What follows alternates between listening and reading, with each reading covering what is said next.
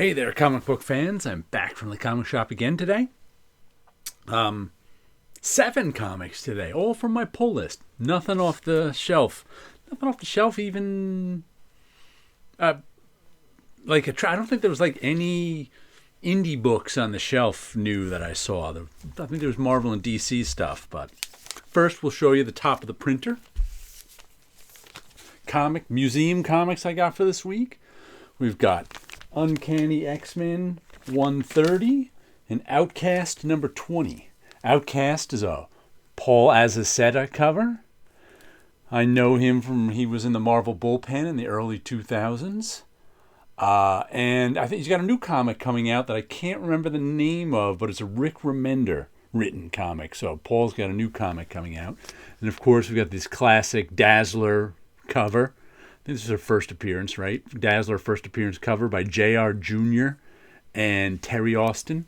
It's weird. Byrne didn't do a lot of the covers on his run on the X-Men. I never really realized that until a few years ago. Like Cockrum did a lot of the covers. Byrne did here's one by J.R. Jr. So Byrne, I would have expected Byrne to have done most of them, but I guess he didn't. So those two are on top of my printer all week. So I could look at them. Now I'll put them away and pick 2 more. Let's see let's start with, here we go.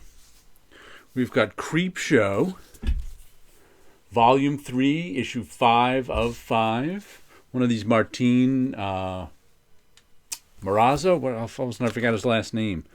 Martin Morazzo, that's it. And Chris O'Halloran cover. Chris O'Halloran is the colorist. This is the Ice Cream Man artist.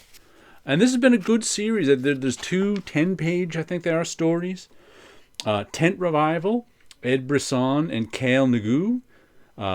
Pat Bro Seau is the letterer on both of these.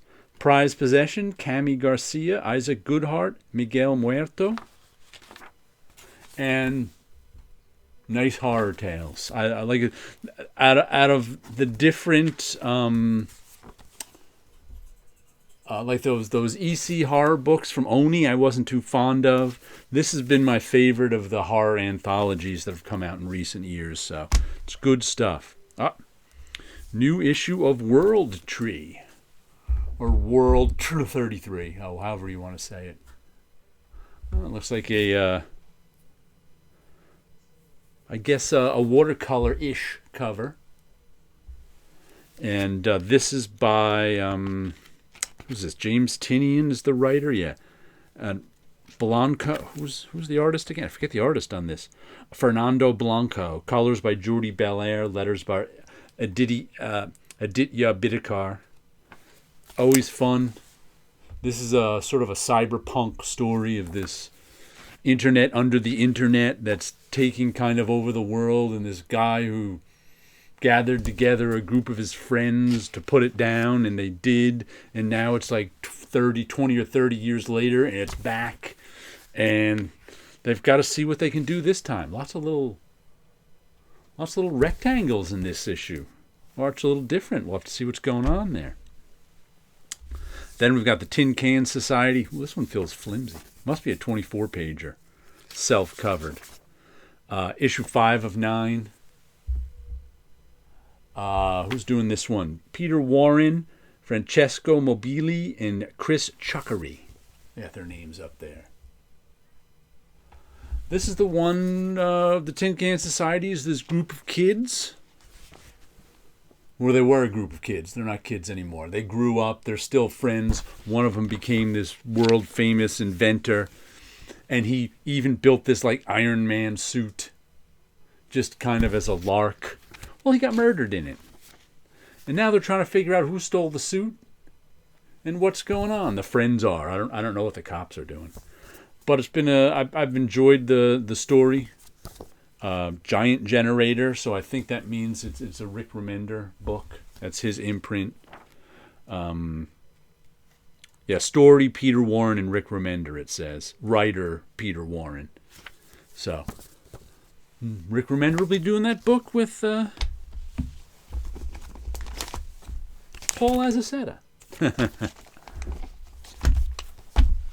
Then, new issue of this, Joseph Schmalke's 7 Years in Darkness.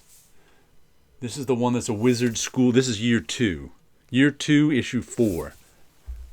That's what it says over there. And this one, I think, is a 24-pager, it feels like, but it's got a nice cardstock cover, so it's got a much better feel to it than the Tincan Society does. But the Tincan Society was $1 cheaper, so. And I have seen something about when I order these, it says something like, like DC sometimes puts out like a $4 version of their comic and then a $5 cardstock cover version. This one had like cardstock cover noted, but there was no $4 version. But it's good. This is the one that's about a wizard school where it opens every 50 years or whatever, and families pledge their children to this wizard school, and maybe it's 7 years that school takes. I don't remember. But out of the 100 students, only like 4 are alive at the end to graduate or something crazy like that. So it's all about that school. I guess it's like a really dark Harry Potter. Look at this 100-page spectacular. Eric Larson's Savage Dragon. Big square-bound issue. I guess he does these every 25 issues. And usually there's a Savage Dragon story in it, just like every month. How much was this one? $10. And then we've got all different, not necessarily by Eric Larson, but by, I guess, people he wants to work with. And sometimes he writes them. And sometimes other people write them. I like that art in that. I wonder who that is. Let's see. Let's go to the beginning. That is story Eric Larson. Art Simone Millette St. Pierre. Okay, like that stuff.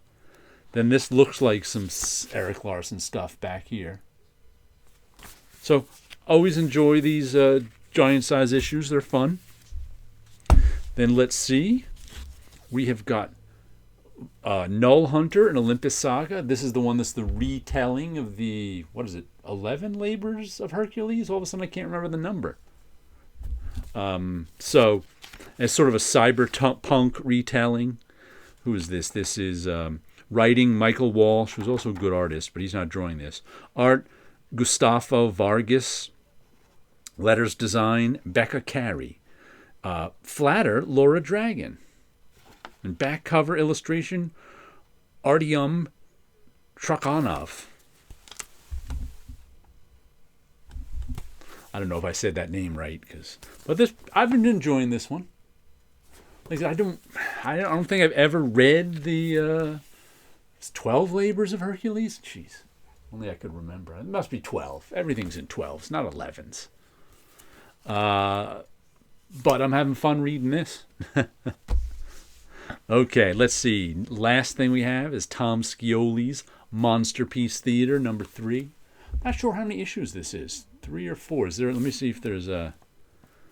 Is this the last one? Sometimes in the back they give us the next issue's covers. Nope, they're giving us this issue. The end. So this is the last Godzilla Monsterpiece Theater. And he looks like he's going against the Mummy, Dracula, Werewolf. This one, also in this has been The Great Gatsby, Sherlock Holmes, H.G. Wells' Time Machine guy, and a few other. I can't remember who else was in this, but I've been having a lot of fun reading this. I especially like the Gatsby stuff, being a Gatsby fan. So it's been a fun one. I noticed this one, Godzilla versus America. Godzilla versus Chicago. I guess he's going to be stomping through all different cities in the US of A. Let me show you a little of my work. What do I got back here? We got some Dreams of Things. Issue 263. This woman in her decidedly unsexy outfit. I mean, that's just weird, that thing. We've got this half face over there with its eyes and lips floating away. And some happy person in the background. That person seems really happy. Giant pyramid as usual. What's that? That's a strange primary color. This one's just weird. I don't know how I feel about this one. It's quite weird. Here's another weird one. Let me show you. This is the latest one I've done in my Last Night I Had a Dream of True... Last Night I Dreamt I Had a True Love print. I don't know if I've got... Where's my other version of it? I've got two versions of it. Oh, I left it back here. There we go. This is the one I did first in red. And I didn't quite like it. So I did it and ended up in this weird multicolored one. Now, a few days later, after not looking at them, I think I like the red better. I liked the weird multicolor one better last week. And you want to see how many printouts it takes to get one of these? Here we go. 1, 2. This is after I have the color finished. 3. This is me fine tuning it and changing the entire color. What was that? 4, 5. Printing on both sides of the paper. On some of them, at least. We got 6. There's another of the red ones. 7. I think there's a 8. You can see that first I found this red too dark, so I went back and switched it all up. But there's 8 print. That's like after I finished all the color, or at least I think I'm finished. I'm up to the let's print it out and see what it looks like stage. But that it takes a lot of printout. That's just gonna fall over. It takes a lot of printouts to get a final printout. But there you go. Some comics, some art, and you guys have a good week out there.